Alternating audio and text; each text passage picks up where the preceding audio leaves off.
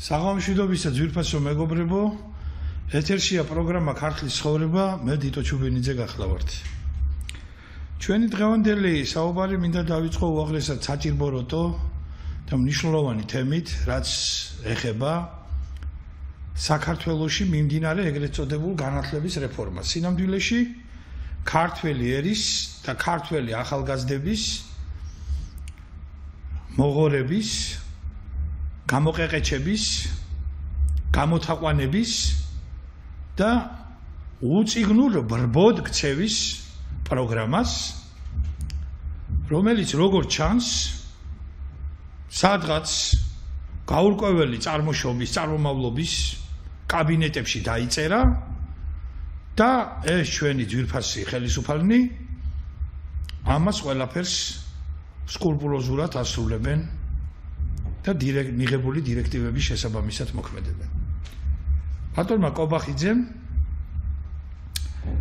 რომელიც მოგეხსენებათ პოლიტიკაში შემთხვევითი პიროვნებაა და მხოლოდ იმიტომ გახდა პარლამენტის წევრი და პრემიერ-მინისტრი და პარლამენტის თავმჯდომარე, რომ იგი წლების განმავლობაში საქართველოში სოროსის ფონდის პროგრამების მენეჯერი იყო, განაცხადა, რომ საქართველოში მიმდინარე ეგრეთ წოდებული განათლების რეფორმა დასკვნით ეტაპზე მათ განიხილეს ბატონ ბიძინა ივანიშვილთან ერთად და საკვანძო საკითხები ამ რეფორმისა ერთმანეთს შეუთანხმეს, შეათანხმეს.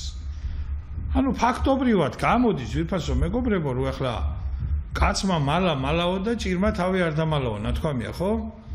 აი ამ ეგრეთ წოდებული რეფორმის უკან, რომელიც უკვე ფაქტობრივად ჩავარდნილია ეს რეფორმა. ეს რეფორმა თავიდანვე კატეგორიულად შეიძლება ითქვას და ეს ჩემი აზრია და ამ აზრს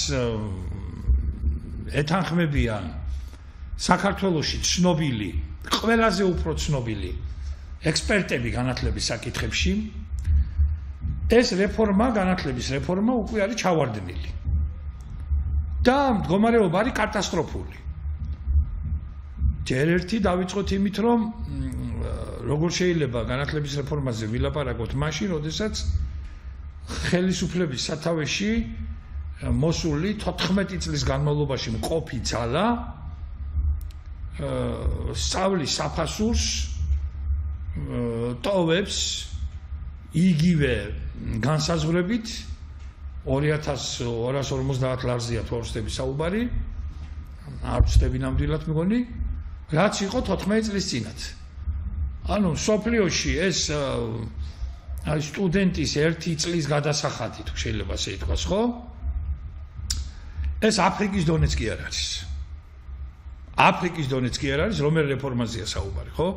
ანუ 14 წლის წინ რაც იყო გადასახადი თანხა, დღესაც იგივეა. ანუ ეს იმას ნიშნავს, რომ ეხლა ხო წარმოგიდგენიათ, აი ამ 14 წლის განმავლობაში რა დაემართა ეროვნულ ვალუტას და რა დაემართა მსოფლიო ეკონომიკას.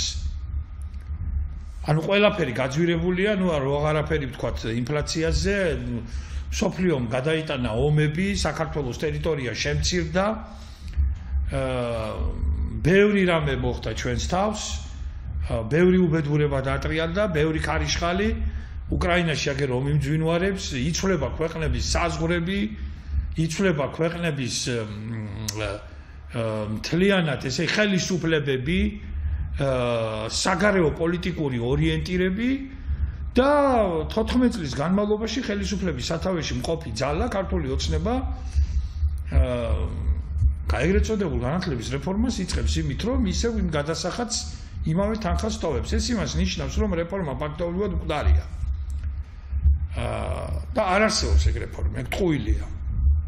სინამდვილეში ეგ რეფორმა ძვირფასო მეგობრებო ემსახურება იმ უბედურებას, რომ აი რაც სააკაშვილს გადაურჩა, რაც სააკაშვილის მსახრალ ხელს გადაურჩა, ბოლოს და ბოლოს აი ამ ქართულმა ოცნებამ, აი ამ ბავშვების შევარდნაძისა და სააკაშვილის პოლიტიკური შვილიშვილებისა და შვილების სახით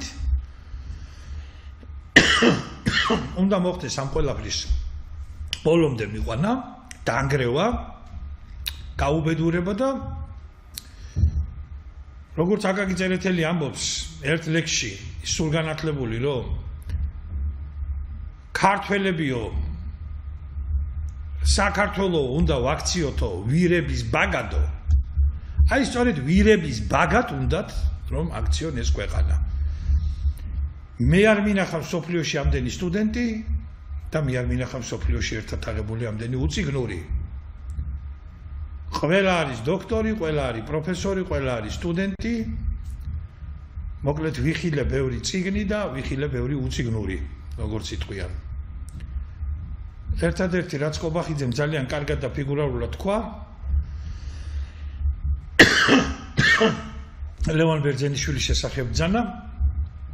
ბერძენიშვილი არისო კაციო, რომელმაც წაიკითხა ძალიან ბევრი წიგნი და ვერ გაიგო. რომელმაც ბევრი წიგნი ვერ გაიგო უკაცრავად, ხო? ეს ნამდვილად სწორად ბრძანა მან და ალბათ საქართველოს უახლესი ისტორიის ანალებში, სკოლიოში იქნება ის მითითებული, როგორც აი ამ ფრაზის ავტორი, მაგრამ ძირითად სატიტულო გვერდებზე ის ადგილს ვერ დაიმკვიდრებს, იმიტომ რომ მარიონეტია და მთელი ეს კლასტერი, რასაც ქვია დღევანდელი ხელისუფლება, ეს არის მარიონეტული ხელისუფლება. ეს არის ხელისუფლება, რომელსაც ეროვნული ძარღვი გადაჭრილი აქვს. ეს არის კიდევ ერთხელ ვამბობ სოლომონ ისაკიჩ მეჯღანუაშვილების ჩარჩი ვაჭრების და დახლიდარების ხელისუფლება. ეს არის ხელისუფლება, რომელსაც არ ანაღლებს საქართველოს ტერიტორიული მთლიანობის აღდგენა. ეს არის შეშინებული ხელისუფლება.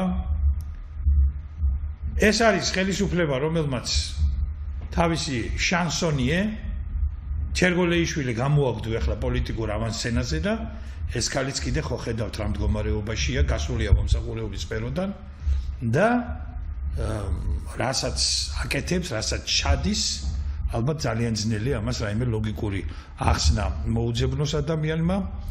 ისი არ გამომივიდეს ახლა რომ ამ უხსენებელი ნაცების ნარატივზე დავჯდე, მაპატიეთამ ძალიან ცუდი ქართულისთვის, მაგრამ ეს ქალი დღეს ახლა პირდაპირ გეუბნებით, ჩერგოლეიშვილი, ბოკერიას თანამეცხედრე, აკეთებს იმას, რაც უნდა მართლ რეჟიმს, ხელისუფლებას.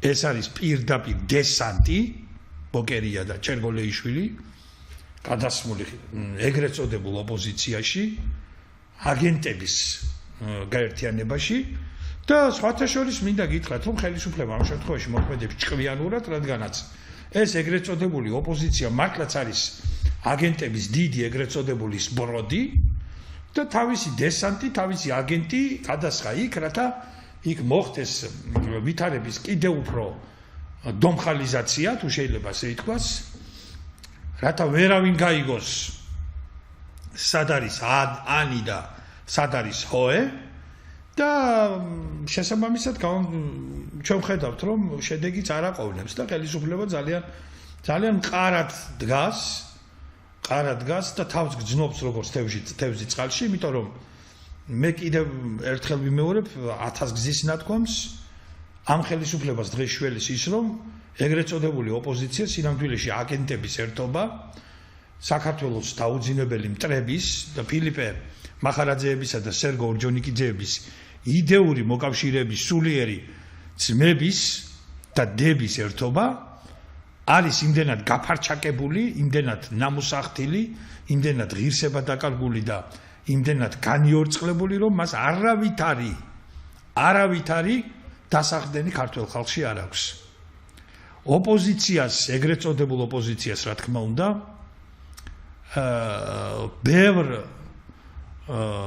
ბევრ პრობლემებთან ერთად, მთავარ პრობლემას ისიც უქმნის, რომ ხალხს ძალიან არ მოსწონს, როცა ოპოზიციური ფლანგიდან გაქსუებული მილიონერები ესაუბრებიან და ეტიტინებიან ხალხს, რომელსაც ძალიან უჭირს და ძალიან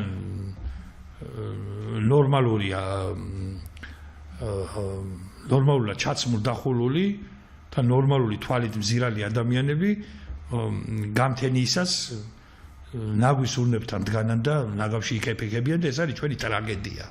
ეს არის ტრაგედია, როდესაც აი შეხედეთ ახლა რა ხდება ეგრეთ წოდებულ სოციალურ ქსელებში თუ ვინმე ესე იგი რაიმე იყიდა, მაშინვე გამოდებული აქვს იქა ხო და ერთმანეთს ეჯიბრება ეს მესჩანური, ეს პროვინციული, ეს დეგრადირებული, ღირსება აყრილი და სამშობლოზე ხელჩაქლეული საზოგადოება, ვინ სად ისვენებს, ვინ რა მანქანა იყიდა, ვინ რა სახლი აიშენა, ასე შემდეგ. სხვათა შორის ეხლა ბოლოს რო ბუმი იყო ატეხილი აი ამ იქ მერიაში რო ერთი ვირთხა იყო შემძვრალი. პატარა ვირთხა, პატარა. ირაკლი ხმალაძე რო ქვია, ხო? ბეთანიაში მართლა რა აუშენებია კაცო ამ სახლს, ამ კაცს. მე არ ვიცი გეუბნები რა. ორლიანის ჰერცოგ შეშურდება თურმე ისეთი სრა სახლი აქვს აგებული. საიდან? რა ქონებრივი დასაბუთებით იშენებთ თქვენ ამ სახლებს? საიდან იშენებთ? სახელმწიფო მოხელეები. საიდან 4000 და 5000 ლარიანი ხელფასებით საიდან იშენებთ თქვენ ამ სახლებს? ესე იგი ბიუჯეტს მოპარეთ არა? ქართულ ხალხს მოპარეთ. რაღაცეები იქ იმაიმუნეთ. დაამრუდეთ სამართალი არა? საქართველოს ხაზინაში, საქართველოს ბიუჯეტში ბავშვების ფულში თქვენი ბანჯგვლიანი თითები ჩაყვეთ. და ერთ სიტყვით ამოურიეთ და იქიდან ფულები წამოიღეთ, ხო? ეს ყველაფერი, რა თქმა უნდა, თქვენ პირდაპირ ვაცხადებ ამას, რომ ეს არ გაგრძელდება. სოლომონ ისაკიჩ მეჯღანუაშვილების ხელისუფლება საქართველოში არ იქნება და თქვენ ყველანი ეს ნიკა გვარამია, გიგა ბოკერია, პეტრე ცისკარიშვილი, ჭიჭე ვაშაძე ესენი თქვენ ყველანი ეს ხელისუფლების ნარჩიტებიც დღეს ვინც ბრძანდებით იქ. ყველანი თქვენ საბრალდებო სკამზე დაჯდებით. და თქვენ მოგიწევთ ყველა თქვენი ეგრეთ წოდებული ბიზნესის და აი სრა სახლის, ძვირადღირებული ავტომობილის, აგარაკის თუ რა ვიცი კიდე თვითმფრინავების თუ ვერტმფრენების დასაბუთება, რის ფასად შეიძინეთ ეს ყველაფერი, როგორ მოახერხეთ ის, რომ სახელმწიფო სამსახურში მყოფმა ადამიანებმა, რომლებსაც აი ყველაზე ბევრი რო გაუბეროთ. მე მგონი ყველაზე მაღალი ხელფასი აქვს აი ამ ბატონ დავით ნარმანიას, ხო? აი როგორ მოახერხეთ ამ ფასად მილიონიანი სახლების შეძენა, ვერტმფრენების შეძენა, თვითმფრინავების შეძენა, უცხოეთში სასახლეების შეძენა, აი როგორ მოხდა ეს ყველაფერი, თქვენ ამაზე მოგიწევთ ძალიან სერიოზული პასუხების გაცემა. ამიტომ ეს კანონმდებლობა, რომელიც ახლა დღეს არსებობს საქართველოში, ეს სისხლის სამართლის კანონმდებლობა, ეს არის მართლ რეჟიმზე მორგებული კანონმდებლობა. საქართველოს სისხლის სამართლის კანონმდებლობას აუცილებლად უნდა დაემატოს მუხლი ქონების კონფისკაციის შესახებ, ეს ალბათ მოხდება და ძალიან ბევრი ქონება მე მგონია გადავა სახელმწიფო საკუთრებაში. რამდენიმე კვირის წინათ მე მგონი ამ ეთერში იყო ეს ჩვენ მოგზალებით მოგახსენეთ იმის შესახებ, რომ კონფისკაციას ასევე უნდა დაექვემდებაროს ნარკობარიგების ქონებაც. ამით საქართველოში ოდნავ მაინც აღდგება ის ბალანსი,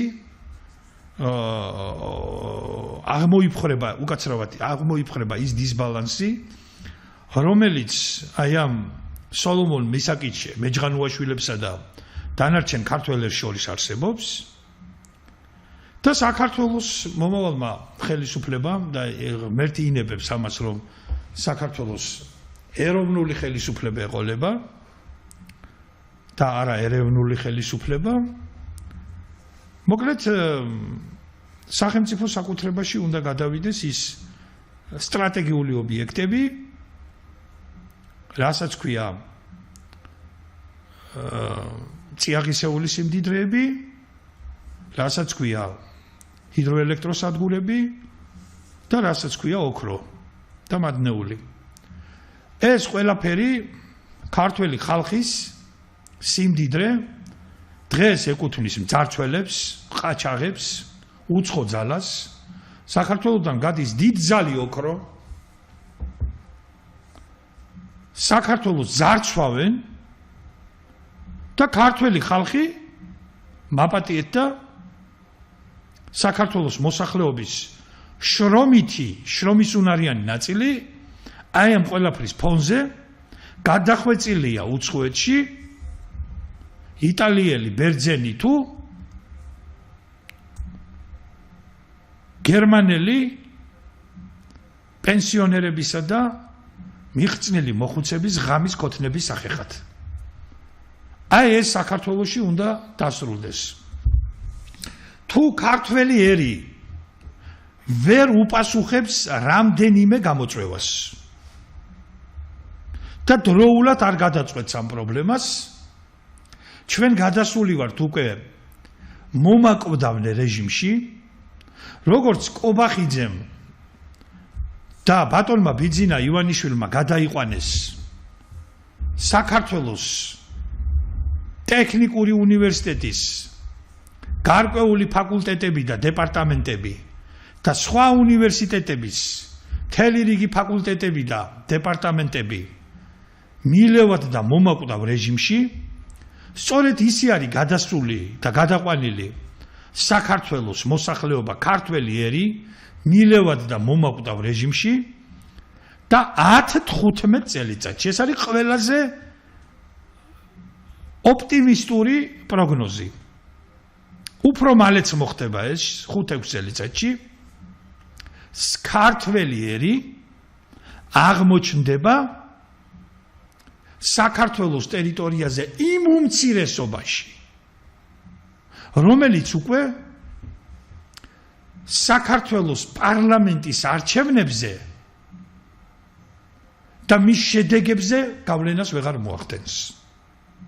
და საქართველოს საპარლამენტო არჩევნებში ვერ გაიმარჯვებს ქართველი ერის რჩეული ძალა. გაიმარჯვებს უცხო ძალის, უცხო ტომელთა მიერ არჩეული ძალა. მე ამას ახლა არ დავაკონკრეტებ, ვინ შეიძლება ეს იყოს, მაგრამ ეს ძალიან ახლო არის. ამიტომ მე მიმართავ ჩვენს ემიგრაციას, იმიტომ რომ ჩვენ გვიყურებენ, მე დარწმუნებული ვარ, ძალიან ბევრი გვიყურებს, იმიტომ რომ მე მიკავშირდებიან ჩვენი გულშემატკივრები, როგორც საბერძნეთიდან, ისე იტალიიდან, ისე შეერთებული შტატებიდან. ჩვენი გადაცემა მოგეხსენებათ გადის სოციალურ ქსელებშიც ასევე და მოკლედ მაყურებელი არაკლია ჩვენს გადაცემას. აქ არ ეხება ეს მხოლოდ იმას, რომ ეხა მე ვარ და ჩემი ნაბადი და ყარამან ყანთელი და მთელი მსოფლიო მე მიყურე. არამც და არამც. ქართულ სიტყვას და ქართულ აზრს დანატრებულია ქართველი კაცი და ამ გადაცემებს ჩვენს ტელევიზიას ყავს მაყურებელი, გარკვეული მაყურებელი. ნუ რა თქმა უნდა, ეხლა შეიძლება ითქვას, რომ ეს ტელევიზია ჯერ კიდევ არის ჩამოყალიბების პროცესში და გარკვეული манипуляციები სჭირდება მისი ცნობადობის, მისი ხილვადობის გაზრდას, მაგრამ ნუ რაც არის ყოველ შემთხვევისათვის ეს მაძლევს იმის თქმის უფლებას და საშუალებას, რომ ჩვენი ხმად მღაღადებელისა უდაბნოს საშინა არ არის დაკარგული და ჩვენ მაყურებლები გვყავს. ამიტომ თუ ჩვენ არ მივიღებთ რაღაც ძალიან მნიშვნელოვან გადაწყვეტილებებს და ქართველი ერი არ დაირაზმება და ჩვენი ემიგრაცია არ დაბრუნდება საქართველოში, ჩვენ ეს პრობლემა გვემუქრება. ჩვენ გვემუქრება მეორე ნომერი ამოცანა. აუცილებლად სასწრაფოდ უნდა დაბრუნდეს საქართველოს სახელმწიფოს შემადგენლობაში ეს სტრატეგიული ობიექტები, რომლის შესახებაც მე მოგახსენებდი ძვირფასო მეგობრებო და მესამე და ძალიან მნიშვნელოვანი. ალბათ ერთ-ერთი უმნიშვნელოვანესი. სასწრაფოდ მორატორიუმი უნდა გამოცხადდეს საქართველოში ნებისმიერი სახის მიწის გაყიდვაზე. აქ არ არის ახლა სასოფლო-სამეურნეო დანიშნულების მიწები, არასა ნებისმიერი სახის მიწა უნდა დაექვემდებაროს ამ მკაცრ დირექტივას და კანონს და დაიწყოს სამართლებრივი პროცესი უცხოელების ხელში გადასული მიწების გამოსყიდვის ან ამ მიწების გასხვისების კანონიერების შესწავლის შესახებ. მე დამერწმუნე თქვენ ძვირფასო მეგობრებო. დამერწმუნე თუ კვალიფიციური და არა გაყიდული და არა სუსის აგენტი ადვოკატები ჩაერთვებიან ამ საქმეში, იმიტომ რომ ეს სფერო მოგეხსენებათ, რასაც ქვია ადვოკატურა. ჩემი ინფორმაციით ძალიან მოწყვლადია აი ამ სპეცსამსახურებისადმი, იმიტომ რომ ძალიან ბევრი ადამიანი თავით არის გაქანებული პირდაპირ ამ სპეცსამსახურების წიაღში. ხო და აი ყველა გაყიდული მიწის რომელიც უცხოელმა პაკისტანელმა, არაბმა, ინდოელმა, თურქმა შეიძინა, უნდა დაიწყოს სკრუპულოზურად შესწავლა. ხომ არ მოხდა რაიმე ფალსიფიკაცია, რაღაც თაღლითობა და რაღაც გადაცდომა ისეთი, რომელიც ამ მიწის გაყიდვის სამართლებრივ სტატუსს აყენებს კითხვის ნიშნის ქვეშ. თუ სახელმწიფოს თუ შეეცვალა მიწას სტატუსი არაკანონიერად და სასოფლო-სამეურნეო დანიშნულების მიწა გასხვის და არასასოფლო-სამეურნეო დანიშნულების მიწის კვოტით თუ სტატუსით თუ სახელმწიფოს დაუმალეს ამ გასხვისების დროს რაღაცა გადასახადები. ეს ყველაფერი უნდა შეისწავლოს კვალიფიციურმა იურისტებმა, ძალიან მაღალი დონის სპეციალისტებმა და თითოეული აი ამ ხელშეკრულების მიწის უცხოელებზე გაყიდვის ფაქტზე უნდა დაიწყოს სისხლის სამართლებრივი გამოძიება. აი ეს აუცილებლად უნდა გაკეთდეს, ჩვენ ამისი არ უნდა შეგვეშინდეს და პროკურატურამ ამაში უნდა თქვას თავისი გადამწყვეტი და ქართული სიტყვა, მაგრამ ამას ეს პროკურატურა ვერ გააკეთებს, იმიტომ რომ ესეც არის ამ უბედურების და ამ დანაშაულებრივი სინდიკატის ნაწილი, იმიტომ რომ საქართველოს დამაქცევრები, ადეიშვილის პროკურორები, ვანო მერაბიშვილის არღნიშიტები, მიხეილ სააკაშვილის მწამებლები, ასპიტები და ურჯულოები ისევ იქ საჯეთის ციხეში სხედან. ისევ იმ სტატუსებით და უფრო უარესიც დაწინაურებულები არიან. მათთვის არავის აუკრძალავს არც საქმიანობა, არც მათი კეთილსინდეციერება დაუყენებია ვინმეს კითხვის ნიშნის ქვეშ და მადაც გაათმაგებული და გაასმაგებული აქვთ. შესანიშნავად არიან, სიმბიოზში ცხოვრობენ, ძალიან კარგად, პორტირებულები არიან, ნაციონალური მოძრაობიდან კონციონალური მოძრაობაში, მერე კონციონალური მოძრაობიდან კიდე რაღაც მოძრაობაში გადახტებიან, იქეთ გადაბარგდებიან, აი შემდეგ აბსოლუტურად არაფერი იცვლება.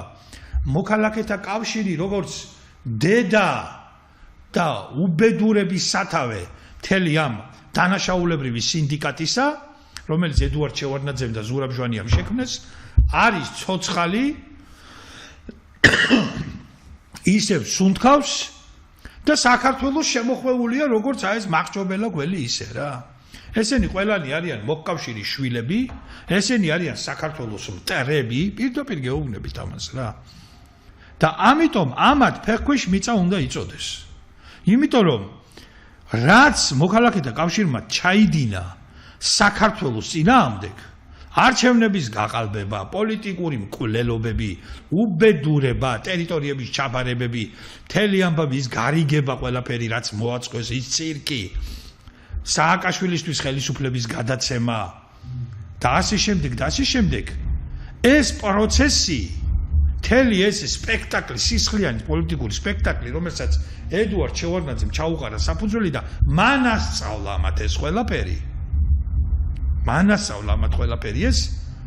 ეს რა თქმა უნდა ისევ და ისევ გრძელდება. ამ ყველაფრის შესახებ ბუნებრივია მახსენდება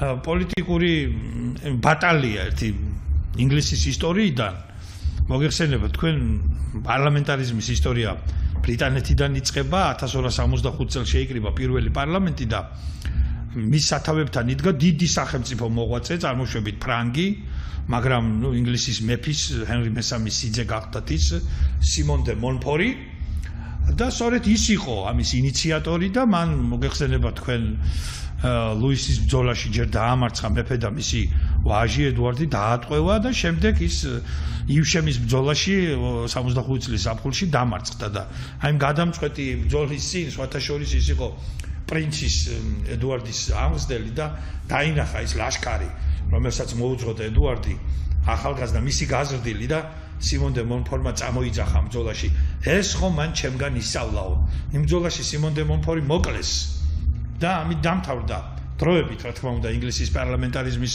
ისტორია დროებით შეწყდა მაგრამ ეს ფრაზა ეს ხომ მან ჩემგან ისწავლა შეიძლება ჩვენ აი მთელი 700 წლის შემდეგ გადმოვიტანოთ ჩვენს ეპოქაში მოვახდინოთ მისი გენერირება და ეს ყველაფერი რასაც ესენი აკეთებენ ეს ამათ ედუარდ შევარდნაძისგან ისწავლეს და შევარდნაძე დღეს კი არის ჩაბეტონებული კრწანისის ველზე მაგრამ სინამდვილეში შევარდნაძის სისტემა არ შეცვლილა ისევ ესენი არიან ესენი შევარდნაძის ხელის ბიჭები არიან ყველანი ყველას ვირფასო მეგობრებო ნუ რაღაც იშვიათი გამონაკლისის გარდა თვითონ თუ არა მათი მამები ედუარდ შევარდნაძის კარზე მსახურობდნენ ზოგი მეთულუხჩე იყო ზოგი ყულარაღასი იყო ზოგი ბაბაჯანად მუშაობდა ზოგი ასინეთად მუშაობდა და ასე შემდეგ ესენი იქ იყვნენ ზოგი ედუარდ შევარდნაძის მოსამართლე იყო ზოგი ედუარდ შევარდნაძის უშროების საბჭოში მუშაობდა იქედან ეძმაკაცებიან ერთმანეთს ამათ ერთმანეთის შესახებ ყველაფერი იციან აი როგორც გრიგოლ ხანძთელზი ამბობს ის სულგანათლებული ავტორი გიორგი მერჩულე სიჩოითგანვეო დედისაით შეწირული იყო ღვთისათაო ანუ დედის საშოდანო უფლისთვის იყო შეწირულიო ესენი მოდიან ყველანი ედუარდის საშოდან ესენი ედუარდის შვილები არიან პოლიტიკური თვალსაზრისით ამიტომაც არ გაგიკვირდეთ რომ გულის ჯიბეში ზოგ შევარდნაძის სურათი უძევს ზოგ ჯაბა იოსელიანის ზოგ თენგიზ კიტოვანის ზოგ თენგიზ სიგუას ამიტომაც არ ყოფილა შემთხვევითი რომ ედუარდ შევარდნაძე წმინდა სამების საკათედრო ტაძრიდან გამოასვენეს ვითარცა თომას ბეკეტი ისე და კი რაღაც წმინდანად შერაცხეს რა უნდოდა შევარდნაძის წმინდა სამების საკათედრო ტაძარში საქართველოს სისხლის სმერს სოხუმის ჩამბარებელს მოღალატეს სატანას ფარისეველს რა უნდოდა შევარდნაძის სამების საკათედრო ტაძარში მაგრამ ნუ ეხა მე ხო გეუბნებით რა ეს იყო ედუარდის შვილების მიერ მოწყობილი მისი რაღაცა ცერემონიალი და მე ხალხს დაძდებდნენ მე მგონი ერთი ამბავი ქონდათ ეს 2014 წელს ხდება ქართული ოცნების ხელისუფლებაში რომ გინდა თუ არა პანაშვიდზე წამოდითო იმიტომ რომ ხალხი არ მიდიოდა იქ და ესენი შევარდნაძის შვილები და შვილიშვილები დაძდებდნენ ხალხს ავტობუსებით რო წაეყვანათ გაიხსენეთ მაია ბითაძის ნათქვამი დღევანდელი პარლამენტის წევრის რომ ჩვენო სააკაშვილიო ნახირივით დაგვატარებდაო ყვითელი ავტობუსებით აღმო ამას რომ კალი იტყვის ესე იგი თვითონ ნაციონალური მოძრაობის წევრი იყო და სააკაშვილიო ჩვენო ნახირივით დაგვატარებდა იქეთ აქეთო ეს არის ნახირი უბედურება ის არის პოლიტიკური ნახირია დიახ ასეა სამწუხაროდ და საუბედუროდ აი ამ კითხვებზე ჩვენ თუ არ გავცემთ პასუხს თუ ეს პრობლემები არ დაალაგდება მე გეუბნები თქვენ ძვირფასო მეგობრებო არც დემოგრაფი ვარ არც გრაკალის მკითხავი არც წინასწარმეტყველი და არც მაპატიევს ბატონმა მიხეილ ცაგარელმა და არც ვარსკვლავთელი ცხველი მაგრამ საქართველოს შავი დღე უდგას და ქართველი ერი უკვე არის მილევად რეჟიმში ისევე როგორც ყობახიძე ივანიშვილის მიერ დაანონსებული განათლების რეფორმა და გამოშიგნული უნივერსიტეტების მსგავსად ქართველიერი მიილევა საბოლოო ჯამში და გადაშენდება. აი ეს ასე მიდის საქმე. მე არ ვიცი, ესე იგი ქვეყანაში იქნება ეკონომიკური ბუმი, ამაში ეჭვი არ შეგეპაროთ. ქვეყანაში იქნება ეკონომიკური წინსვლა, იქნება უმდიდრესი ოჯახები, იქნება 2 მილიონიანი და 3 მილიონიანი მანქანების დოღი თბილისის ქუჩებში, მაგრამ ეს არ იქნება საქართველო. აი როგორც დიდი პოეზიის მეფე ჩვენი სულნათი გალაქტიონი ამბობს, არის ხლართი რკინიგზების, არის ავტო, მოტო, ლელო, არის ოჯახები, მაგრამ ეს არ არის საქართველო. არ იქნება ის საქართველო რა. ყველაფერი იქნება, მაგრამ ის საქართველო არ იქნება და ტენდენცია ამისკენ აშკარად, ესე იგი ყველანაირი სიმპტომატიკა გვიჩვენებს, რომ აქეთკენ მივეკანებით ჩვენ. აქეთკენ მიდის ეს ვითარება და ეს მდგომარეობა. ესე იგი ჩვენ შემოგვიგდეს საქართველოს დაუძინებელმა მტრებმა ის ბომბი აგვიფეთქეს, რომელზედაც მთელი ქართველიერი აფეთქდა. დააჭირა მთელმა ქართველმა ერმა ამ ბომბს ფეხი და აიწია ჰაერში მთელი ქართველი. რა მოხდა? ფული შემოგვიგდეს ჩვენ. გაგვაგიჟეს ფულით. დოლარის მონა გახადეს მთელი ქართველი ერი. მთელი ქართველი ერი გადახვეწილია საქართველოდან. ქალბატონები, ძვირფასი ქალბატონები არიან წასულები, მიტოვებული ბავშვები, მიტოვებული ბიჭები, მიტოვებული გოგონები, მიტოვებული კაცები, ქალბატონებიც მიტოვებულები და არის აი ეს სიტუაცია, ეს საგანგაშო სიტუაცია. რა თქვა მე ქართული ანდაზა თვალს თვალი დაშორდება და გულს გული დაშორდებაო. ინგრევა ოჯახები. ეხლა 10 და 15 წელიწადი რო ქალი წავა ოჯახიდან, ეხლა მე რომელ ოჯახსა ვლაპარაკობ ჩვენ ძვირფასო მეგობრებო. ჩვენ არასოდეს არ გვილხინდა ქართველებს. ჩვენ არასოდეს ყოფილვართ მდიდარი სახელმწიფო. ის მქონდა რაღაცა ოქროს ხანა, 120 წლოვანი უძლეველობის ხანა, როდესაც ივანე ჯავახიშვილის გათვლით მაშინდელი საქართველოს დავითისა და თამარის საქართველოს ბიუჯეტი, ეს ივანე ჯავახიშვილის გათვლა არის და არა დავუშვათ რომელიმე დღევანდელი სამარცხვინო ეგრეთ წოდებული ისტორიკოსის, რომლებიც რაღაც საქართველოს დაუძინებელი მტრის როლანდ სუნიანის აუდაობდა წიგნებს ბეჭდავენ და სოციალურ ქსელებით მე ქართველ მკითხველს იპატიჟებიან, რომ იყიდეთ ეს წიგნიო ქართველი არის წარმომავლობის შესახებ. დიახ, არაფერს არ ვაჭარბებთ. არის ამერიკაში მოღვაწე სომეხი მეცნიერი როლანდ სიუნი, სინამდვილეში სიუნიანი. ხო და აი როლანდ სიუნიანმა დაწერა ესეთი წიგნი ქართველი არის წარმომავლობა, წარმოშობა. ხო და აი ესენი ახლა ეს ქართველი არევტრაკანები ახლა ამ წიგნს აანონსებენ და იყიდეთ ეს წიგნიო რა და ამით ფული უნდა იშოვონ ამ სამარცხვინოებს რა უნდა ელაპარაკო ახლა. ხო და ერთ სიტყვით ივანე ჯავახიშვილის გათვლით საქართველოს სახელმწიფო ბიუჯეტი დავითისა და თამარის ეპოქაში 3-ჯერ აღემატებოდა მაშინდელი ინგლისისა და საფრანგეთის ერთად აღებულ სახელმწიფო ბიუჯეტს. აი ეს ქონდა ჩვენ. და ქართული საისტორიო წყაროები ერთხმათ და არაბული წყაროებიც და თურქულენოვანი წყაროებიც ერთხმათ ირანულენოვანი, თურქულენოვანი და არაბულენოვანი წყაროები ერთხმათ აღიარებენ, რომ როდესაც ჯალალედინმა 1226 წლის 9 მარტს თბილისი აიღო, თბილისიო თვალმარგალიტის მთები იდგაო. რაც დავითს და თამარს შეუქმნიათ, რაც დემეტრე პირველს უგროვებია, რაც გიორგი მესამეს უგროვებია, რაც დავით სოსლანს უგროვებია. აი, თვალმარგალიტის მთები იდგაო. აი ეს იყო ჩვენ ცხოვრებაში, თორე დანარჩენი ჩვენ ყოველთვის ვიყავით გაჭირვებული ხალხი. ჩვენ გვიჭირდა ყოველთვის. არ ვიყავით ჩვენ დალხინებული ცხოვრება, ჩვენ დიდრული ცხოვრება არასოდეს გქონია, მაგრამ ქართველ კაცს ჭინჭებისთვის ქვეყანა არ მიუტოვებია. ქართველი კაცი ჭინჭებისთვის ქვეყნიდან არ გაქცეულა. რა თქმა უნდა არის ძალიან ბევრი სამარცხვინო თავფურცელი ჩვენს ისტორიაში, ჩვენს ქართლის ცხოვრებაში, მაგრამ არის დიდებული სატიტულო ფურცლები ქეთევან დედოფლის ცხოვრებისა. ყავს მოღალატე კახა გამრეკელ თორელი, რომელიც მონღოლებს მიუვიდა სამარცხვინო და ტაშისკართან უთხრა, რომ თქვენო ვერ ამარცხებთო არღუნ-ნოინს ეუბნება, ვერ ანარცხებთ ქართველებს, იმიტომ რომ არ იცითო ქართველები როგორ უნდა დაამარცხოთო და ამიტომ ჩვენ გავიშვითო, აქავართო ჩვენაო და ჩვენ ვიგვიშვითო და ჩვენ დავამარცხებთო. აი ქართველი, მაგარია, ხო?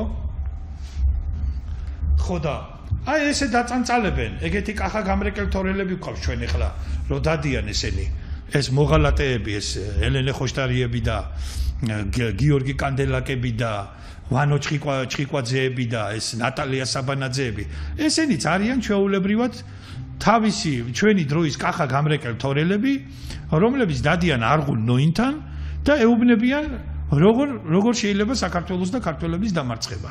აი ამ მოღალატეებს მიხედეთ თქვენ უნივერსიტეტების გამოშიგუნას თავი გაანებეთ და იმ სამარცხვინო რო იტყვიან ფოკუსებს, რომლითაც სააკაშვილს დააწყებინეთ თქვენ და სააკაშვილი გააგიჟეთ მერე და ისედაც გიჟი იყო და გიჟ კიდე აღარ უნდა და გაგიჟება და აი აქამდე მიიყვანეთ საქმე და აი ამ ხალხს მიხედეთ თქვენ, ამ ხალხს, ამ მოღალატეებს, რომლებიც იქ დაწანწალებენ უცხო ქვეყნებში არღუნ-ნოინებთან, ხო? და ტრებს იმას ეუბნებიან და ყურში ჩარჩურჩულებენ, როგორ დაამარცხონ ქართველი ერი და საქართველო, მაგრამ ამის თავი თქვენ არ აგაქვთ ვაჟბატონებო და ძვირფასო ქალბატონებო, არ აგაქვთ თქვენ ამის თავი. ვერ აკეთებთ ამას, იმიტომ რომ ეს არის ხელშეუხებელი კასტა, ეს არის მაღალი რანგის აგენტურა, რომლებსაც პირდაპირ უცხოეთის სპეცსამსახურების ბეჭდები აზის და ამას ხელს ვერ კიდებთ. ამიტომ რუსთველისა არ იყოს ეს ყველაფერი გავს, რო იტყვიან ვაჟთან ადირობასაო, როცა ხელად გაქვთ, როცა დიდსა ვერ კლავთ და ხელად გაქვთ ხოცვა ნადირთა მწირეთა. დიდ ნადირს ვერ ეხებით და წრილ ნადირებს რაღაცეებს იჭერთ ახლა ვიღაცას ეს გულბათ ცხილაძე იქნება თუ ვიღაცა ჩემთვის გაურკვეველი პიროვნება ვინმე ლაშა ჩიხლაძე. აბსოლუტურად არ ვიცი ვინ არის ეს კაცი. მე არავის არ ვიცავ, აგენტები უნდა დაიჭიროთ, სრულფეხობა იქნება თუ სრულფეხობა, მაგრამ სრულფეხობიდან დაიწყეთ. ძალიან კარგად იცით ვინ არიან აგენტები და ვინ საიდან ფინანსდება და კეთილი ინებეთ და დადეთ ეს დოკუმენტები. ხო. და ესე ამორჩევით ხალხის დაჭერა არ შეიძლება. და პირველ რიგში დაიწყეთ თქვენი რიგებიდან, გაწმინდეთ თქვენი რიგები. იმიტომ რომ აღმოჩნდა ძვირფასო მეგობრებო, რომ პრემიერ-მინისტრი ყოლია თურმე ჩვენ უცხო ქვეყნის აგენტი. ბატონი გახარია. ამას თქვენ ამტკიცებთ. მე არ მომტკიცებ. თქვენ გაიძახით და თქვენ ეუბნებით ხალხს. ხო. აღარაფერს ვამბობ ახლა სხვა პატიმრებზე, რომლებსაც უკვე აშკარად პოლიტიკური ელფერი დაკრავს. მაგალითად, ჩემთვის ირაკლი ღარიბაშვილი პოლიტიკური პატიმარია. იმიტომ რომ ვრცელდება მისი ჯიშ ჩანაწერი, რომელიც ალბათ სოციალურ ქსელებში მომასმეინეს, სადაც კაცი ამბობს მიუტანეთო, თუ გინდა თუ ეს ჩანაწერი არ მეშინიაო, ბიძინა ივანიშვილსო და როგორც ჩანს იქ აღმოჩნდა ვიღაცა გამცემი და მიუტანეს და ნუ ახლა არ მომეწონა მან და მაინც ახლა რო გითხრათ სიმართლე ბატონი ღარიბაშვილის ის გინება, მაგრამ რაღაცა მგონია რომ ეს პიროვნული ამბის გამო არის ციხეში გაშვებული. ხო. თორე დღეს ეხა რო შეამოწმოთ თქვენი ნებისმიერი უწყება და ნებისმიერი სამინისტრო. მე გეუბნები თქვენ რომ საქართველოს ციხეები არ ეყოფა. იმდენი ხალხი იქნება დასაჭერი კორუფციის ბრალდებით. ყველა უწყებაში, ყველა დეპარტამენტში, ყველა სიბში, ყველა აიბში, ყველა სამინისტროში. კორუფციამ შეჭამა დღევანდელი საქართველო. და არის უმძიმესი მდგომარეობა. აი ეს არის. და კიდევ ერთხელ ვიმეორებ ამას. კაცმა მალაო და ჭირმა თავი არ დამალაო. არ მალავს ეს ჭირი თავს. არ მალავს ეს ჭირი თავს და ვიდრე გვიან არ არის. სანამ ურემი გადაბრუნდება. ცნობილი ნაწარმოების სათაური მოგახსენეთ ამ შემთხვევაში რაღაცა იქნება ქვეყანას საშველი დააყენოთ. კიდევ ერთხელ გეუბნებით, რომ დიდი იმედებით ვიყავი გამშვალული თქვენი ხელისუფლების მიმართ. ძალიან დიდი იმედი მქონდა თქვენი, მაგრამ ვარ იმედგაცრუებული და მე თქვენი მომხრე თქვენი მომხრის პოვნა უკვე საზოგადოებაში ძალიან მიჭირს. თქვენი მომხრეები არიან ის დაკონვერტებული და ჩაკონვერტებული ხალხი, რომლებიც რაღაცეებს ჟღაბნიან ხანიკით და ხანაკით. თქვენი მომხრე უკვე საზოგადოებაში არ არის, ასე მიიყვანეთ საქმე, ასე წაიყვანეთ საქმე. და ეს არის ძალიან მტკივნეული პირადად ჩემთვის. პირადად ჩემთვის არის მტკივნეული, მაგრამ მე ვერ მივცემ ჩემ თავისუფლებას და ჩემი შინაგანი სინდისი და ჩემი კონსტიტუცია მე არ მაძლევს იმის თქმის უფლებას, რომ შავი თეთრად გავასახო. ვერ მოგიწონებთ ამას. იმიტომ რომ ეს არის დიდი პოლიტიკური თამაში. და ამ პოლიტიკურ თამაშს ეწირება საქართველოს ეროვნული ინტერესები. ამბობთ ტყუილებს. გამოვიდა პრემიერ-მინისტრი და დიდი ზამბით ყინჩად გამოაცხადა, რომ საქართველოს მოსახლეობა 300,000 კაცით გაიზარდაო. შედალოცვილო რომ გაიზარდა იმ 300,000 კაცით. აბა ერთი მითხარი 300,000 კაცი ვინ არის ეთნიკური წარმომავლობით? ქართველები არიან ისინი თუ პაკისტანელები და ირანელები? აი მაშინ ესეც თქვით რა. ამას რო ამბობ, აი ეგეც თქვით, ბატონო ირაკლი, თორე მაშინ ეგ არის ვირეშმაკობა, რასაც თქვენ ლაპარაკობთ. და ეს ხალხი შემოუშვით თქვენ და თქვენ დაგუპეთ საქართველო. სააკაშვილმა დაიწყო მოღალატემ აგენტმა, ნაძირალამ და გააგრძელეთ თქვენ. თქვენ ახართ ამისი ავტორები. თქვენ გაუხსენით საქართველოს ზღუდეები, თქვენ შემოათესლეთ ამდენი ხალხი და ეხლა უკვე ვეღარ ერევით მაგათ.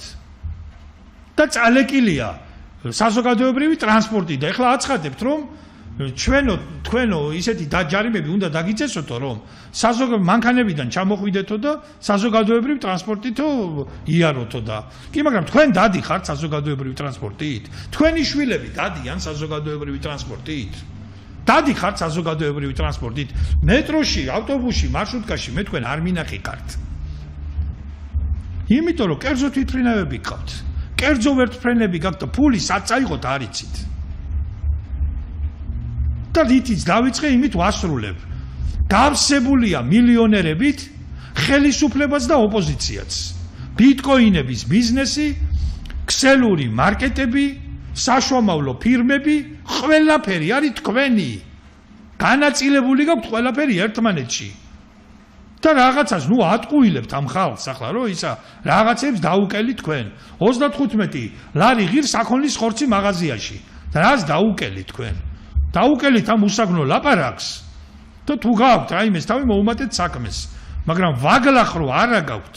რესურსი ამოგეწურათ. და ვაი და უი საქართველოს რომ შემცვლელი არ ჩანს ვინმე ჯერჯერობით და ეგ შველის თქვენ. კიდევ ერთხელ ვიმეორებ. ეგ არის თქვენი ყველაზე ეფექტური მაშველი რგოლი. რომ ვაის გავეყარე, უი შევეყარეო, ისი არის ახლა თქვენ რო წახვიდეთ, წასასვლელები ხართ. უნდა წახვიდეთ აუცილებლად, მაგრამ ვინ უნდა მოვიდეს, კაცო? ეს ისა ბოკერია სოლი? ბიტკოინებით გამილიონერებული პეტრე ცისკარიშვილი, გიორგი ვაშაძე და ჭიჭე ვაშაძე და ისინი რაგბია. შეჭამეს ქვეყანა. არ დაუკლიათ არც ერთი პარტია, მოგალაკეთა კავშირი, ნაციონალური მოძრაობა. სულ ხელისუფლებაში არიან. აი ეს არის პრობლემა. აი ეს არის თქვენი მშველელი დღეს. ეს ოპოზიცია არის თქვენი ნომერ პირველი მოკავშირე. ესენი არიან თქვენი მშველელები. რაც მეც გალანძღავს ჩერგოლეიშვილი სააკაშვილს, გასალანძღია იმსახურებს, რა თქმა უნდა, ის ყველაფერს იმსახურებს. ის ეშაფოთზია ასაყვანი. ეს არის თქვენს წისქვილზე წყლის დასხმა. და მაქვს სერიოზული ეჭვი, რომ ეს ხალი არის თქვენი არღნის ჭიტი. ისევე როგორც ვირისაბანოში გამწესებული სუსის ნომრიანი და კგბ-ს უნომრო და კუდის ისა გადანომრილი აგენტი ელიშო კილაძე იყო თქვენი მოკავშირე, მაგრამ მე ერთმანეთში რაღაცები ვერ გაიყავით და გავუშვით ვირის აბანოში. ხო, ეგ არის. მოკლედ ამით ასრულებთ დღევანდელ ჩვენს გამოსვლას. შვიდობით ბრძანდებოდეთ, ქართველებო, ჩვენ სერიოზული ბრძოლისთვის უნდა მოვემზადოთ, ქვეყანა არის გადასარჩენი. ემიგრანტებო, დაბრუნდით საქართველოში.